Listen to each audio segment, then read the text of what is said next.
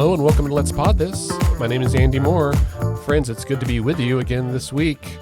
Gosh, I hope this episode is happier than my last episode. But I'm recording this on a Monday, and who knows what the week will have. I guess if the week goes south, I'll do a pre-roll bumper about like, oh my God, democracy is fracturing yet again, which I think is an all too common thread. Thank you, listeners, for everyone who has reached out to me or to Scott or anyone else who happens to know me about that short episode I did last week. Gosh, last week feels like it was a lifetime ago, even though we're still, I think, unpacking the implications of it, the details, the facts about what happened in Utah and what it means for our democracy. But I always feel a little nervous when I do those episodes that are more heartfelt, and I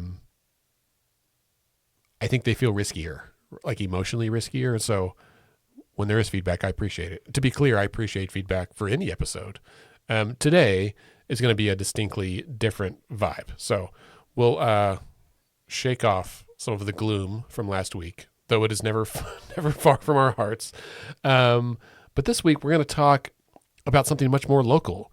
We're going to talk about local events, one event in particular, the Plaza District Festival, and why districts like the Plaza District, as one, I think, standout example in Oklahoma City, why this is important for our sense of community, both like place and people. So joining me today is my dear friend, and executive director of the Plaza District Association and the Plaza Business Alliance, Rachael Crawford. Hello, Rachael. Thanks for being here. Thanks for having me, Andy. I'm so excited that you were able to join me early on a Monday morning. Me too. This is the best way to start my week, so thank you so much. Rachael and I have had a chance to work together on numerous occasions around community work, panels, just like generally trying to like help build up community. Is that fair? Yeah, and name what we see, which is what people don't even mean to do, which is apathy. Yeah. And teaching them how to get involved and showing them that we're approachable and we can plug them in pretty quick if they just know what's going on. Yeah. That's so funny. You said the word apathy. This is the second time that word has come up in conversation for me today already, and it's not even noon. And I think given the events of last week, we have to start thinking about apathy and where it leads to nihilism, right? There's like a gradient here of where you might feel bummed or like kind of disconnected, and then that is a slippery slope down at this like nihilist, like nothing matters world. Anyway, okay, see, the gravitational pull is deep. Let's pull back up. Rachael, first, let's talk about, and we'll mention this again at the end, but I want to let listeners know in case, their radio shorts out here, but I want them to know about the Plaza District Festival. And it's also the Plaza Walls Festival. It's all kind of one big thing, right? Yeah. So tell us about that. It's beginning already. And today they're starting to prime some of the murals. So if you've ever been to the Plaza District between Classen and Penn on 16th Street in Oklahoma City, there is a thriving arts and commercial district known as the Plaza District, 16th Street Plaza District. We have about 70 local businesses. And within that, we do two large events annually, our biggest of the year. The 10th anniversary Plaza Walls Mural Expo is this year. Oh, wow. And it is really a week leading up to, and then the day of our 26th annual Plaza District Festival. So the District Festival has been around longer than the Mural Expo, but it's mostly because the Mural Expo and the organization that was formed to create the nonprofit Plaza Walls hasn't been around much longer than 10 years. Yeah. And I think, if memory serves, that was largely thanks to like Google coming in with some money, and they started this like digital art archive across the country where they did a lot of like public art, like murals and stuff, and they helped fund some of those. And then we're taking photos and like archiving it so they kind of exist in perpetuity. I know there's a lot more than just Google involved, but I remember them doing that in Plaza, and I think like in the Western Avenue district, like back, they did a big plaza or a big mural thing. Yeah. Probably 10-ish years ago as well. Yeah, they also gave some funding to the Plaza District, I want to say in 2018 for our Small Business Saturday. So that partnership was pretty strong for a moment in time, and that certainly helped boost awareness about, hey, Oklahoma City's on the map for street art now. Yeah, that's cool. Well, good for Google. Too much to whom much is given, much is expected. Yeah. So if you're a huge company, you should at the very least, pay for some public art. Rachel, let's go back. You've referenced kind of the length of time, though, but tell us a little bit about the history of the Plaza District, how it formed, and kind of how it got to where it is today. Okay, I'm going to do my best. What I can speak to most of the time, most succinctly, is my lived experience within the Plaza District, which began during January 2017. I worked at Lyric Theater. In that time, I had the pleasure of working with the most recently retired managing director, which is Paula Stover. Oh, okay. And through Paula Stover, at the time, she helped bring Lyric Theater to the Plaza District. And this is an important piece to the story. Lyric is the anchor of the Plaza District and helps tremendously. There are many case studies that talk about this with the success, the socioeconomic success of how the Plaza District's curated. Because you've got a venue that has ticketable events, and what do people want to do before and after a show? Right. However, the history of the Plaza District starts way before this. In fact, where the Lyric Theater is now was called the Plaza Cinema, and it was one of the first air-conditioned movie cinemas in Oklahoma. It was built in 1934. And the district was thriving in the 30s, 40s, 50s, perhaps 60s, 70s, 80s, 90s. All the stories I've heard from residents of Gatewood who have been around a long time and different community leaders is it was really in a place where you didn't want to come down to the district. Right. Perhaps as early as or recently as the early 2000s, I moved to Oklahoma in late 2012, and one of the first businesses that had opened, it was the grand opening of the Mule in the location where Bar Sin is now. But if I understand correctly, from the first director of the district, Susan Hogan, when the nonprofit, the Plaza District Association 501c3 was formed, one of the first big initiatives was a streetscape. Mm-hmm. And I've seen old pictures of the Plaza District where there aren't these really wide pedestrian-friendly sidewalks. In fact, I believe 16th Street may have been at one time a 4-lane road, 2 on each side. Just for that little stretch right there? Holy moly. Yeah, I've seen some pictures where like Osteria is now where the old Aurora was, and it says like Pabst Casino, and the like Model T Fords go right up to the window. Yeah, to the door. That's how it was for a long time. So with the streetscape in perhaps the late 90s, early 2000s, that helped make the district really pedestrian friendly. Then Lyric comes in. In the meantime, though, before Lyric, one of our longest running businesses and property owners, female property owners, is Estrella Evans. Mm-hmm. And she was one of the first to go in and invest, as well as Keith and Bruce, who own Photo Art. Mm-hmm. And then you've got Jeff and Amy Struble and these different people who were renovating to try to draw on small business. And I mean, it's just kept thriving. And when I came in, this is just a fun fact, there were 52 businesses in the same district boundaries. We now have 70. Wow. I had no idea that there was even 52. 70 is extraordinary. Yeah. And there's a lot more to Plaza District than just like the things you see as you drive past. Like there's stuff that are like in the alleyway now, like back in Plaza Walls. There's stuff south of 16th that's kind of adjacent, and you start to see it kind of build out over time. Particularly on Blackwelder, the south side of Blackwelder, southeast side of Blackwelder, and west side. Yeah. That area. That's amazing. I remember I moved here into Oklahoma City in 1999. And so I remember no one was going to the Plaza District back then, but I remember seeing news stories about some of those like early efforts at streetscaping and really like some of the, when placemaking was a real buzzword and like when that was starting to happen. And back when Twitter was cool and getting to see some of those efforts. So it's been really exciting. What do you think, Rachel, makes the Plaza unique among all the other districts in Oklahoma City? And I know there's like, in many cases, some sort of like tax incentive funding element that kind of helps ground a district, that there's some sort of economic development that's been like a top-down thing. And Plaza's always felt more of a bottom-up thing to me as a layperson. Absolutely. Our motto is experience local together. And from the moment that I first stepped into the district, I felt like I moved here from Austin. I said, this kind of feels like Austin to me. And at that time in 2012, I could have never known I was going to work in the district, let alone hang out there often. What I noticed was like people being unapologetically themselves.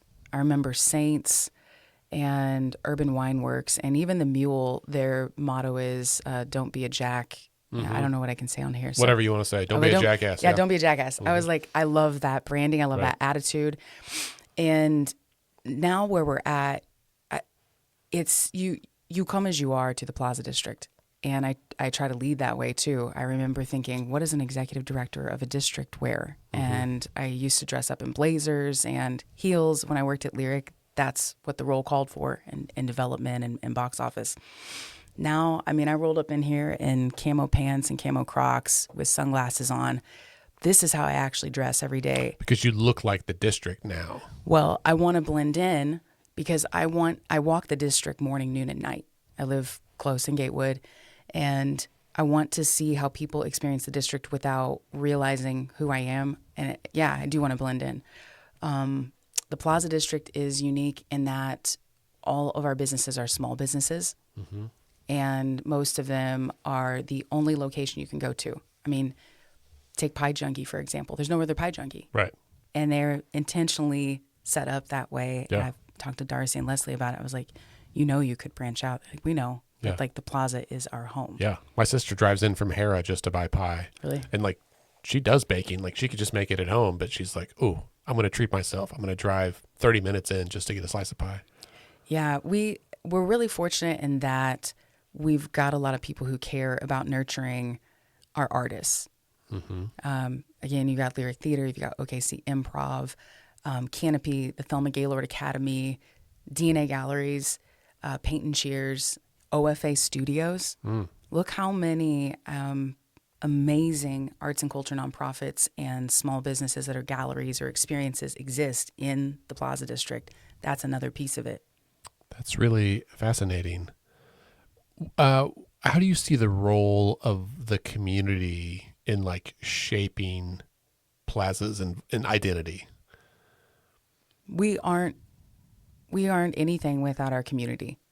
We're very collaborative by nature.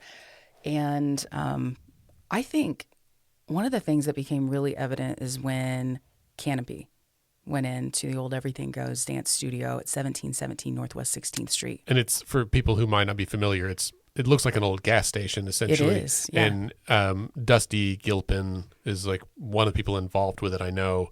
But it's become kind of an art hub now, right? Yeah. So what is special about the Plaza District is you've got leaders like Dusty Gilpin, and I'm going to even tie this into Kristen Bales, who was an executive director, and Dusty and Kristen are married for 8 years at the Plaza District. She's over downtown OKC now. People like them really nurtured this spirit of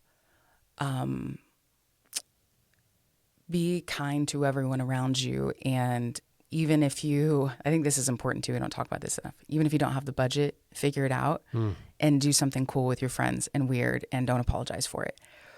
I have carried that into what we do now. And one of the things, Canopy Art Center, it's Dusty Gilpin, Carlos Barboza, Maeve Wise, Dylan Bradway, and Tony Thunder, 5 of them.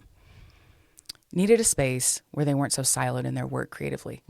And they're going to have their 1-year anniversary soon. There'll be a documentary. But the Plaza District, they could have just kept that space as an art studio and done graphic design and just kept their doors closed. That's not what the Plaza's about at all. What they've done is they've created a third space in a place that is in the heart of the district. That's what so many business owners do. They create a third space. There's no expectation of spending, but we do want you to come and be with us in our space, because we promise you're going to leave happier than when you came. And it's the playoffs, whenever we had the playoffs, the Plaza District was lit because everybody was just like, come on, come hang. And one place you could go, and it was just kind of like you had to be walking by. But if you walked by and you spent enough time in the district, you knew you were welcome there, was Canopy. And they put the projector up, and we're a place where it truly is like, come hang. I don't know how many other districts like you can just come hang without having to like go into a business and spend money all the time. Like, yes, of course, we want you to support small businesses and think of us for your lunch, dinner, breakfast, or your services or your retail.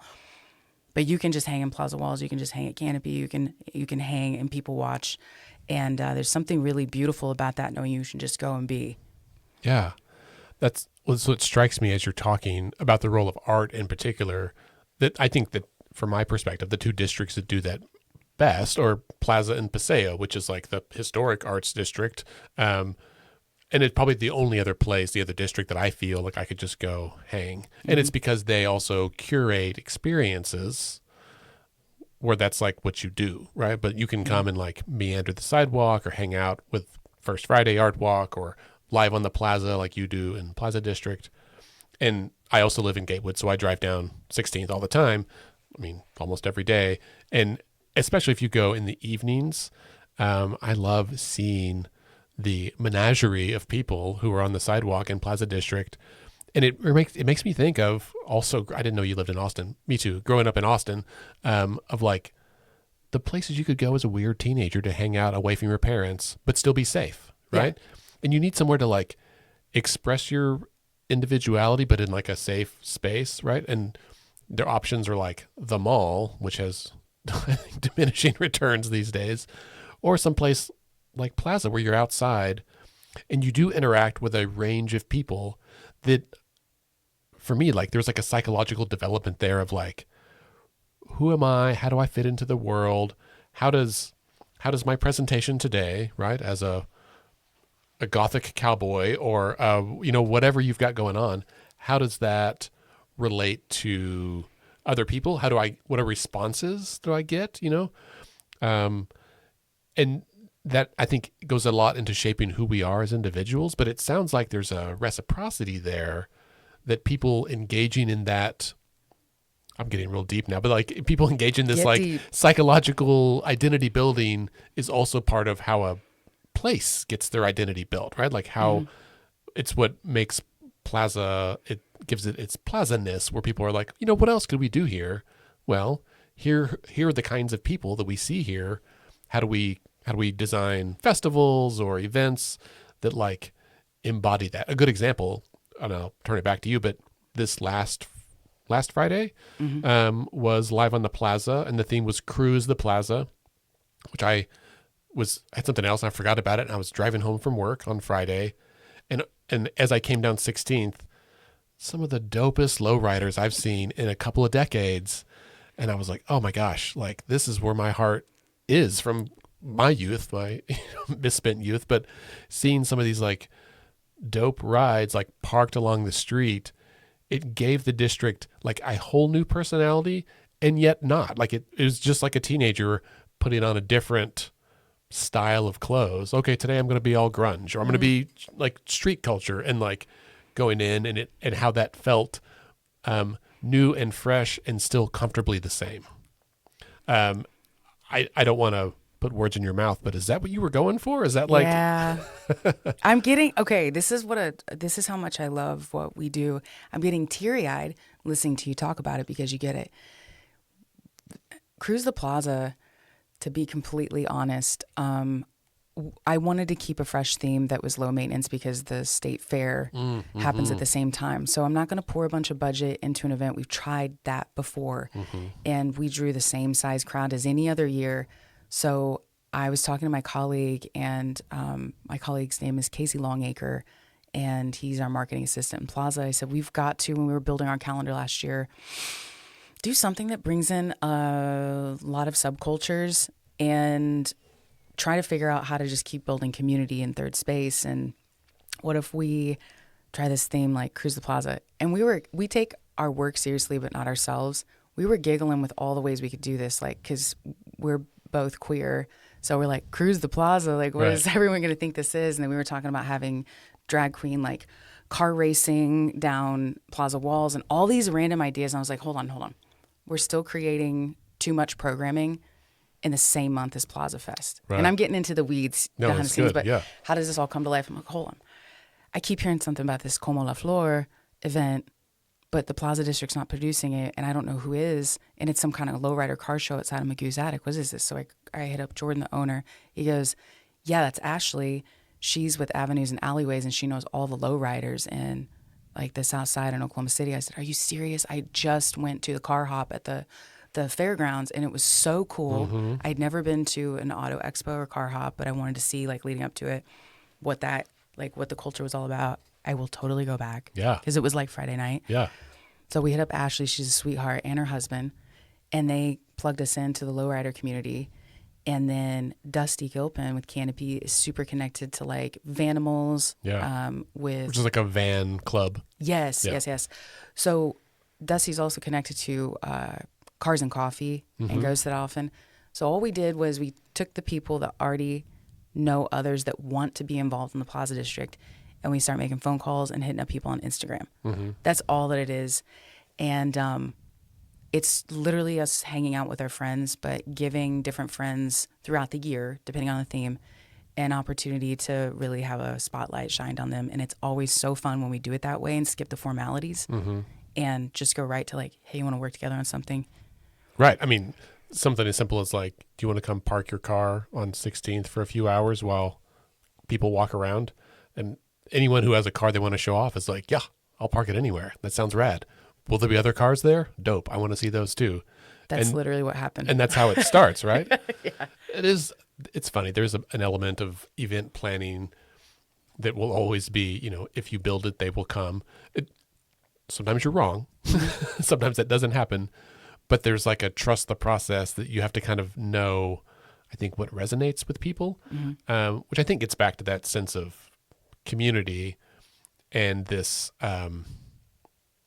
symbiotic like relationship, especially for a district like Plaza that is, I think Plaza is sandwiched between two sizable neighborhoods, right? Gatewood to the north that we mentioned, and then Class and Tenpin kind of to the south. And then Plaza ends up being this like, liminal space in between those it is of both, but it is also of neither. Like it's a place that exists on its own. And plenty of people come to Plaza not knowing anything about the neighborhoods around that. But I had a meeting just this morning with someone about Gatewood about it is one of the largest neighborhoods in Oklahoma City. It's over 1,000 houses. It goes from Penn to Classen, from 16th to 23rd. And it's a really wide range of economic levels, of education levels, of immigration status, of ages. You've got like OCU college kids who rent property in there. You've got there's a Catholic church, and so there's a lot of community around the church there. You've got like a decent sized like Latino population. You've got especially on the eastern side a lot more like rental properties, which brings in just like a more diverse kind of populace. And so to do anything that like connects with the community in that area, because it's not like you're doing a gated community where it's a bunch of like waspy families. Nothing against them, just that's a very different dynamic. It means that you have to try to build lots of things and hope that some of them resonate. And from what you said, you listen to the feedback, you see how people respond, and that lets you know if this one worked or if you need to tweak things or just ideas for future events. Yeah. Speaking of future events, you kind of referenced Plaza District Festival. Let's talk about that a little bit as we're going along. It's coming up on Saturday, September 27th. And I know the date and time, but it's from like 12 noon to like 10 p.m. or something roughly, right? Or whenever you want to go home. It used to be to 10 p.m. and I said, why are we paying for this main stage? And it's so cool when we pay for the banners and the backdrop. Why are we ending at 10? The district's going to keep going after that. So I don't know who's watching this that might say you can't do that. I guess cut the power when it happens, but we're extending it to 11 p.m. And the after party this year is going to be on the main stage, but the music continues after J.B. Williams, who's our headliner, performs. Cora Waves is going to do a DJ set. And if you've never seen Cora Waves or heard Cora Waves, she is amazing. One of the cool things that's happened over the last year is we have had the opportunity to see a series called Tiny Bar Okay. And I'm getting off Plaza Fest for a That's second, right. just for a moment. Is Tiny Bar like Tiny Bar is good for a Fuse version of like Tiny Desk. Desk? Okay.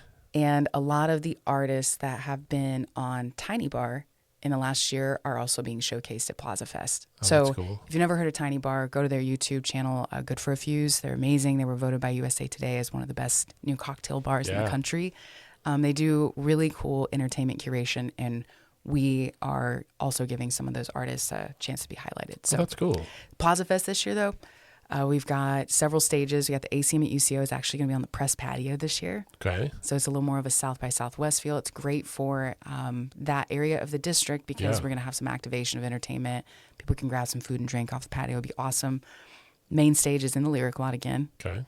And entertainment starting with Everything Goes Dance is the first act on the main stage all the way up to Coral Waves finishing out and the end of the evening. But where there's usually the ACM at UCO stage, we have an awesome family zone this year. Ooh, So- like in the middle of 16th. Then. Yep. Nice. We have 3 like inflatable like bounce houses with obstacle course also. We're going to have art like bracelet and necklace making activities. We'll have Ghostbusters out there. We will have DJ Lightbright and Friends, so the official Oklahoma City Thunder DJs, DJ Lightbright, DJ Tangerine, and Yuchi Boy will maybe be on the rooftop of Velvet Monkey. We'll see. We're figuring out logistically.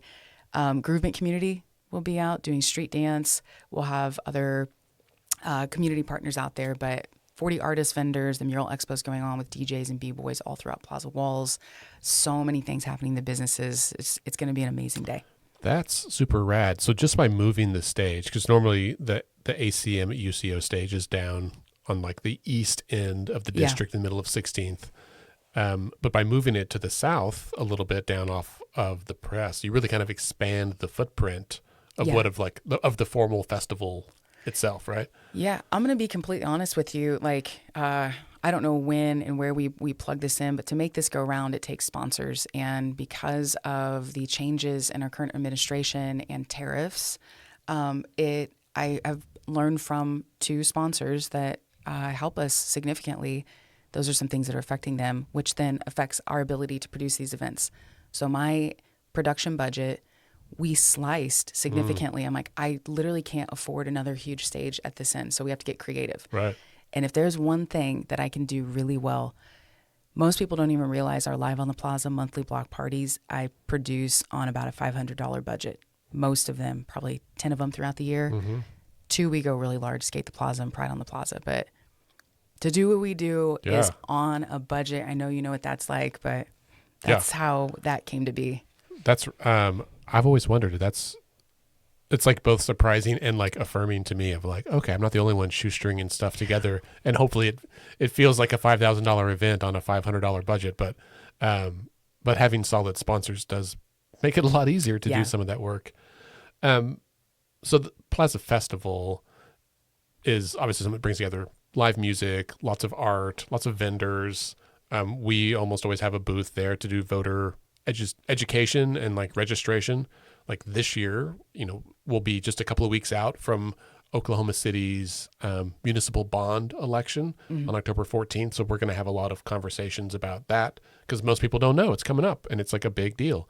Hopefully in the next couple of weeks, we'll have a member of city council on to talk about the bond election itself. So listeners, if you're interested in that, stay tuned, or come volunteer with us in the Plaza District so you can help hand out information and be on the knowledge end of that. That would be a big deal. How many people attend Plaza Fest? So interestingly enough, there were 32,000 last year. Fun fact, we used to use a grid system, and now there is technology that has AI and can track cell phone pings.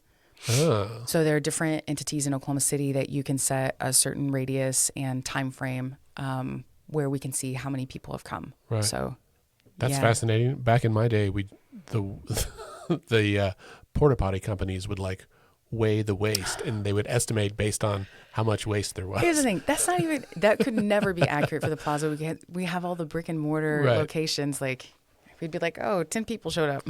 Yeah, when back 10, 15 years ago when when like H&H was happening downtown, some of those like more outdoorsy events, that's how people would estimate. And I was like, that's like gross. And also like makes sense, right? Like we're all just little animals walking around this earth. And like, that's probably how we would measure the size of an ant colony. I've never heard of that. Yeah, that's I've never heard of that. I don't, maybe it's wrong. People will let me know if I'm wrong, but that literally makes so much sense.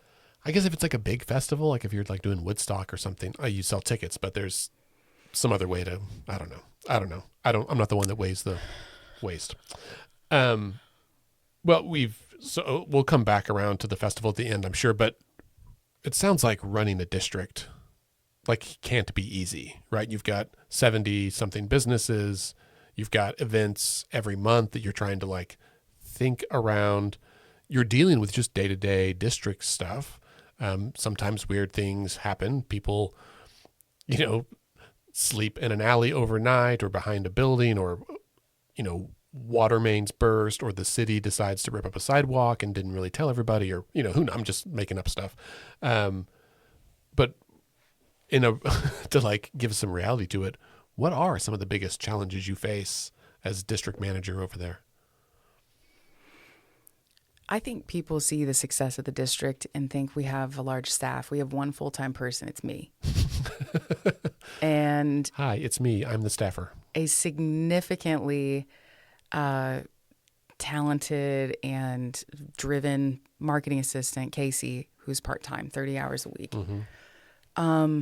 What we're able to accomplish is in large part due to 2 volunteer boards, a lot of really caring small business owners and community members, volunteers, sponsors, foundations who allow us grants. But I struggle often with the guilt of my inbox. My superpower is my ADHD, can handle all kinds of emergencies, but for me personally, the hardest part is the day-to-day boring stuff, the really mundane, what I wouldn't give for an assistant. Mm-hmm. It's hard to have to do so much and just kind of keep up and not carry that guilt of never being caught up. Yeah. So the part for me that is perhaps the biggest challenge is reminding myself to take time to soak it all in. And I did not really do that until my 4-year work anniversary. It was like July 28th or 29th of this year. And I had been archiving some videos and photos. By some, I mean tens of thousands of videos and photos. Like, I'm going to have to submit all this to some historical society maybe someday. But I've been taking B-roll for a long time. And in looking at those videos, I looked at what a Live on the Plaza block party was like in November of 2021, when I first was starting, we were coming back from COVID, versus now. Mm-hmm. And I pan across 16th Street at about 6 or 7 p.m., dead. Mm-hmm. It's just dead. Could you even imagine that now? After seeing Friday night, we probably had about 8,000 people out over the course of 6 or 7 hours. Mm-hmm. I mean, wow. Yeah. So taking those moments to take it in, don't let your head get too big. Always stay focused on the work. Like, forget about the words are nice. The recognition is nice, but just keep staying fresh. I take a lot of time to keep a close pulse on what else is going on in the city.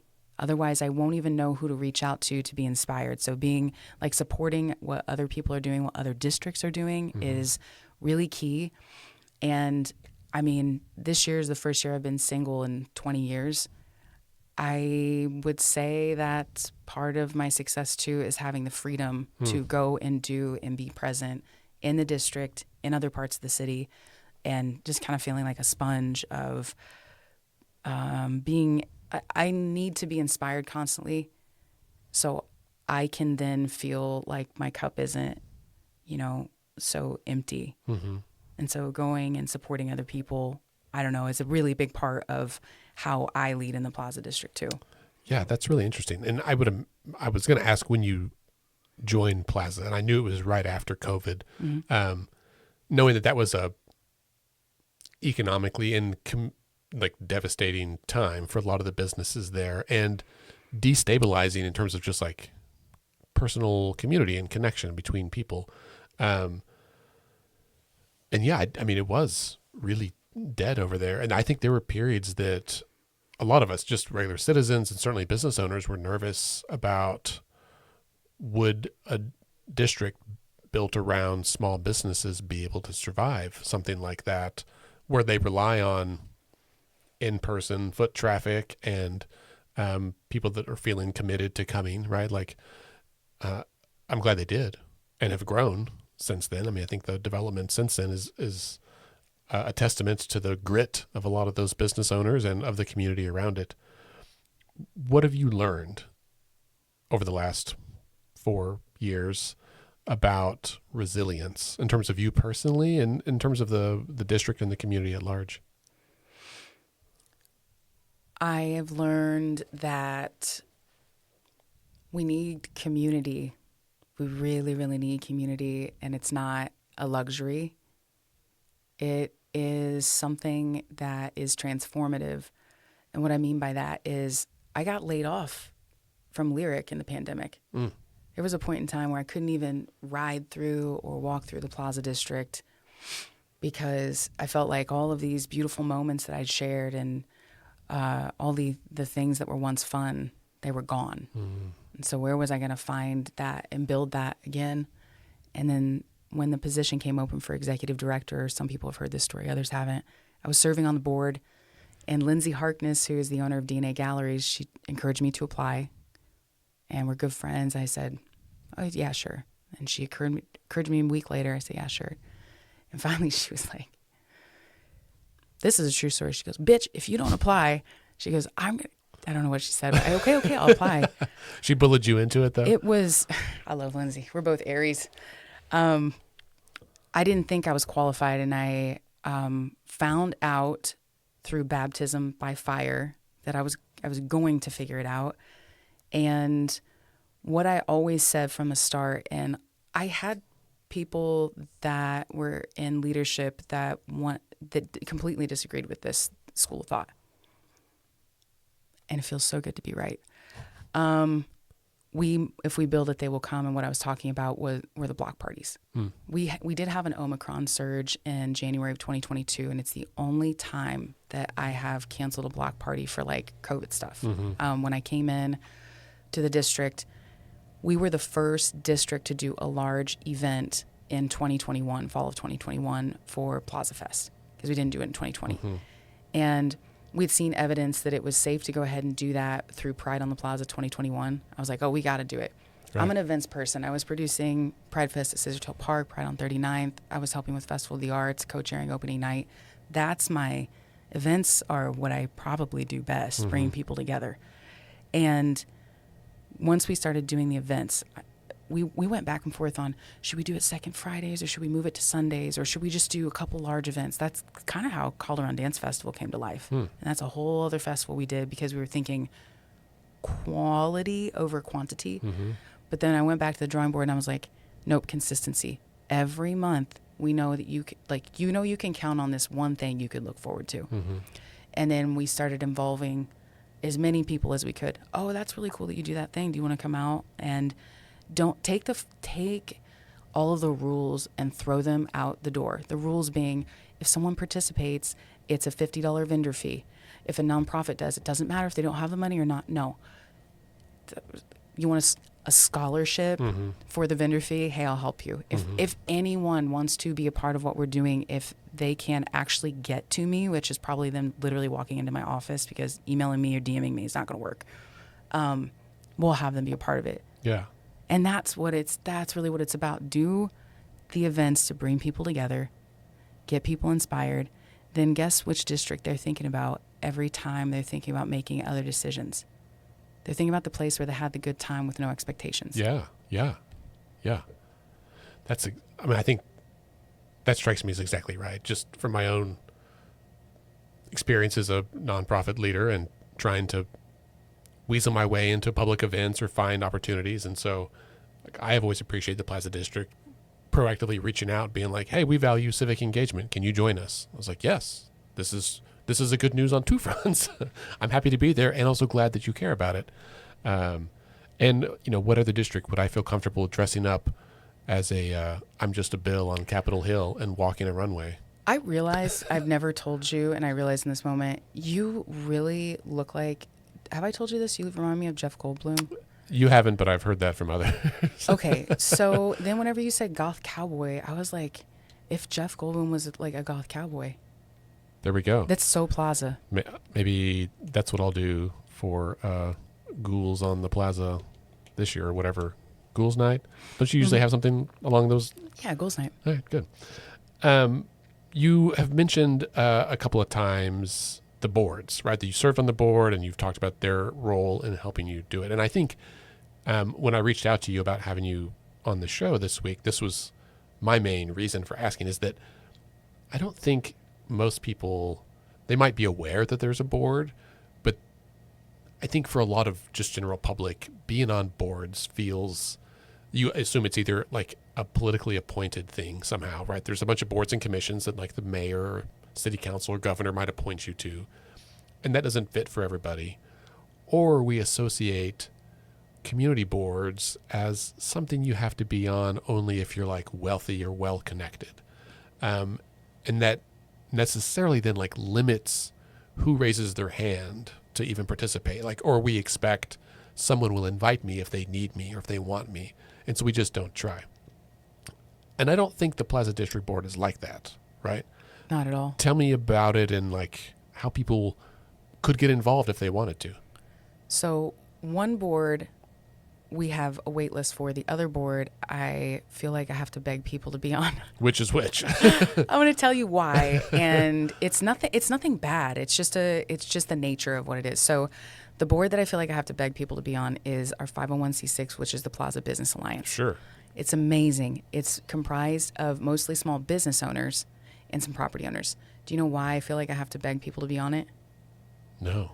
Because a small business owner's capacity is like non-existent, especially if they have kids. Mm-hmm. So it's like you have this amazing, talented entrepreneur. You really want to be on it, but they don't have the time. Mm-hmm. Because at the end of the day, if it's a choice of board service or them making sure their business is successful in any way that they need to, that's the number one thing that I want them to focus on. Well, it probably just feels like another work task they have to do. And at the end of the day, they're like, listen, I just worked like 8 to 5. I'd like to go home now, not hang out for a board meeting. Yeah. For something that is like also my work. Yep. Yeah. Okay. Yeah. I get that. Yeah. So go ahead. What were you going to say? I was going to say for the other side. Okay. The other side is the Plaza District Association, which has been around longer. Right. Those are community leaders that want to lend their skills and talents to a district that they love. And that the Plaza District Association, the 501c3, has been around significantly longer than the Plaza Business Alliance 501c6.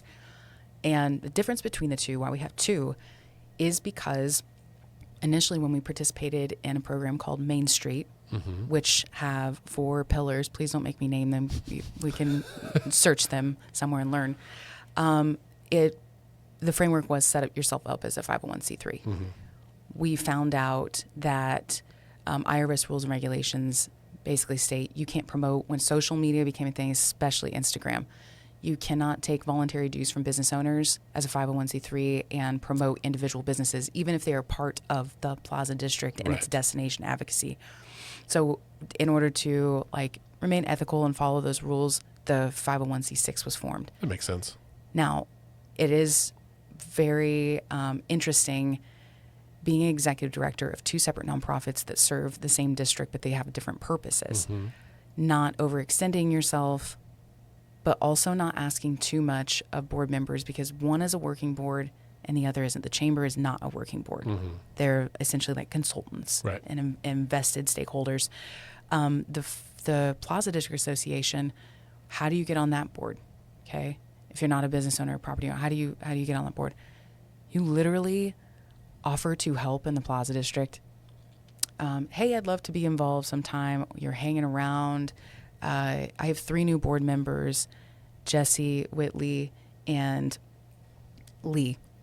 Lee is our Plaza Fest co-chair. Whitley is our Live on the Plaza committee chair, and Jesse is our entertainment committee chair for Plaza Fest. They got onto the board because they just started as volunteers. Mm-hmm. Doesn't require any prior experience. Most people that serve on the Plaza District Association board, it is their first board they served on. But the people who have led that board include Susan Mooring of Cortado Ventures, Chris Turner Jr., who is an attorney for this. I'm going to say this wrong. It doesn't matter. I mean, it does matter, Chris. Sorry if you're listening. It absolutely matters. Maybe he doesn't want me to say his employer, but he's amazing. Right now we have John Milner, who is wonderful. He was our volunteer of the year. And just prior to John, we have had Natalie Evans, who's the executive director of OKC Beautiful. Yeah. So really amazing movers and shakers, and many people before them. And the whole board themselves, they're people who just love the Plaza District and want to be involved. So there's no really formal process. It's if someone wants to serve on the board, reach out to me, or someone who's already on the board. Let's have coffee and talk and see what that looks like. Yeah. Well, and I think kind of to your point, like there are other opportunities Plaza related that aren't even on one of these boards. Like Plaza Fest has a whole planning committee that's not the board. Like it takes more than the board to plan big events, right? And so having a event specific committee. There's also like Friends of the Plaza, right? Which is, I think, kind of a, well, you describe it because I will mess it up. Yeah, Friends of the Plaza is essentially like our super fans of the Plaza District. Yeah. It is also a pipeline to board and committee service. So if you really like the Plaza, once a month we have a VIP area at our block parties and also at Plaza Fest and Small Business Saturday, and invites to special events like preview nights at Lyric. Yeah. So you can see shows actually for free sometimes. Yeah. Thanks to Mia Sherlock, who works with Lyric, but $49.99 for one person. A year. Yeah, a year, and it's essentially starts on the date and goes to that date next year. Oh, nice. So it's like based on just on the year that you pay for. So if you started today, it would go through next September. Yeah, September 15th next year. And the cool part about it is it's free Anthem beer, free non-alcoholic beverages. It's a place to meet other people who love the Plaza District. Like, I have some of the guys who built the Skydance Bridge that are friends of the Plaza. And it's just a time where you can be yourself in a fun environment, meet other people. We've got about 120 members of Friends of the Plaza. It's also a revenue stream for our 501c3. Yeah. So all proceeds go back to the Plaza District Association. It's like it reminds me of like all the young professional groups, like with the Philharmonic, it was called Overture, and there's the Moderns at the Museum of Art. There's all these groups that like are a way to get involved without having maybe like the weight of like on the board involvement, but often it's like a good kind of entry ramp into additional activities. Plus it is fun. You get to hang out. One of the things that I appreciate is that every month for Live on the Plaza, Friends of the Plaza have their own little tent, and they often like you select like a featured friend, right? And then like you put your tent next to their tent, and it feels, having been an organization who got to be that featured friend 1 month last year, it felt, this is real silly, but it felt like when you're at a new school and you don't know where to sit in the lunchroom and someone's like, you can sit with us. And I was like, listen, I don't know everybody here, but we're going to be next to the Friends of the Plaza thing. And so they're going to be hanging out with us whether they want to or not. And and I'm someone who will talk to anybody, but it was a good chance to have conversations with people who already knew about Let's Fix This, as well as a bunch of folks who didn't, who could say to their friend, oh, hey, I know this guy. Here's what they do. And just like a lot of conversations that, you know, I think it was a relational example of if you build it, they will come, of like, well, I don't know these people, but let's hang out and like we can grab a beverage and chat about civic engagement or whatever. If nothing else, it like warms up the relationships. Yes. So that, you know, a year or 2 or 5 down the road, you know, I might reconnect with those same people, or maybe in a few months or a few weeks, and find some opportunities for us to work together in some way that we would not have otherwise thought possible. Yes, timing is divine. Timing is so divine. And I used to be somebody who was like, why can't I find any information on this, or why don't I know about this? Now, being on the other side of it, I intentionally do not make the board process easy to understand. And that sounds like, why would you do that, Rachel? I could take the time to put all this on the website and make it super easy. You know what's going to happen? I'm going to get a bunch of questions in my inbox, and I'm going to go back and forth in email. That's taking time away from me just being out and present in the district and what I want people to do. Don't email me. Come to the district and experience it. It is not hard to find me there. And if you are serious about it, we're going to talk about board service. There are always ways to find me. And I hope people are listening to this and going, man, I have been trying to reach her, so I just got to go down to the district. Yes, I'm not ignoring you. I want to meet you, but I also want to see that you want to meet me where I'm at, and you really care about the district and you're willing to be here in person. Because a lot of people think they want to do things, and it's easy to say, I want to do this, I want to be involved, and say, well, just let me know. You hear that all the time. Yeah. Just let me know. I don't have the capacity to let you know. Right. I need you to come, like, oh my gosh, you want to help me clean my office right now just because you have time? Yeah. My real, the real ones that know, they know what you see is what you get, and I will hold my door. You're welcome. My friend Bobby came over and did that. Like, that is, oh my gosh, it's one of the most amazing gifts, is someone just showing up to show that they care in person. Yeah. That's how I operate. And that's how I want the people around me operate for people to show up. Yeah. And nobody talks about that. That's true. Well, and I think, when you and I were talking before we started recording, I think there is an element of like, we have to be willing to raise our own hands, and we can't just wait for someone to say, hey, you, like, will you do this? That's great when someone does, but often, we need people to like raise hands, right? Like, I feel the same way with Let's Fix This and our volunteers. Is that, like, I had someone text me just a little while ago who said, hey, I want to volunteer with you guys at Plaza Fest. Is there a shift where you need more help than others? I was like, oh yeah, I'll go look and see. Mm-hmm. And so I can tell them, yeah, come. I'm sure it's in the evening. That's when we always need more help. But that question was really helpful. Otherwise I have to kind of like cajole people to be like, hey, can you guys come later? Or try to do that afterward. It's much better if someone raises their hand and says, I want to help.